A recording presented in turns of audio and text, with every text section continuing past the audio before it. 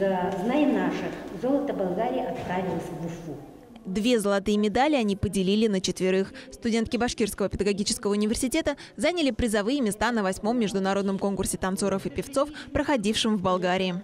Мы такой фурор, конечно, будет не ожидали, но Бог есть, все труды оправданы. К конкурсу «Орфеева Дарба» они готовились чуть более месяца. Коллектив педуниверситета принял участие сразу в 3 номинациях – народное пение, танцы в стиле модерн и народные танцы. Так образовалось 2 творческих тандема – певческий и танцевальный.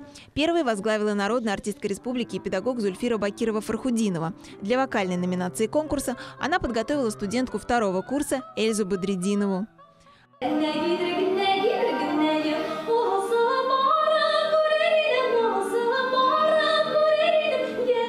На международном конкурсе Эльза в национальном костюме исполнила сразу 2 башкирские песни. Девушка говорит, что к победе ее привела внутренняя уверенность в своих силах и наставление педагога, с которым за время репетиций они очень сблизились. Отношения полностью родственные. То есть твоя ученица, студентка – часть твоя. Самое главное – это выступить вот от души, поверить в себя. Я поверила в себя, улыбалась и пела. А вот танцевальный коллектив объединил в себе 3 студенток. Девушки сами поставили свой танец в стиле модерн, а благодаря многочисленным репетициям они отточили мастерство и приблизились к желаемому результату.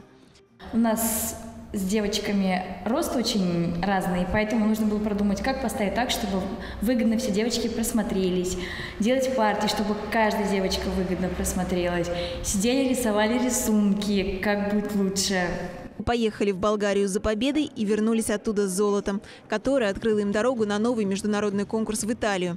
Туда студентки педуниверситета отправятся в сентябре и представят новую и еще более интересную программу. Девушки уверены, что непременно сразят итальянцев наповал.